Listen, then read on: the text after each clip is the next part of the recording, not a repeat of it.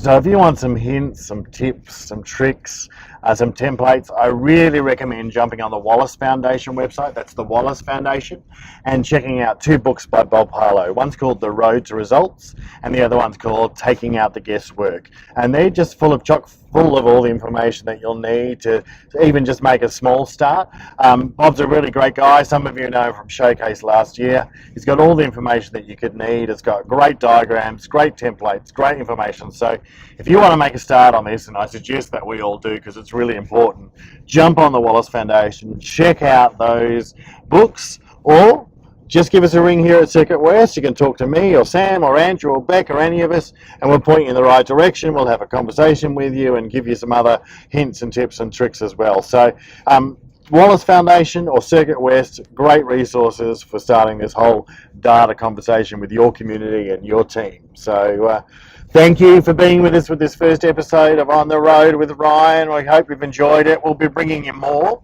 I hope none of you got road sick from me bumping up and down, but thank you.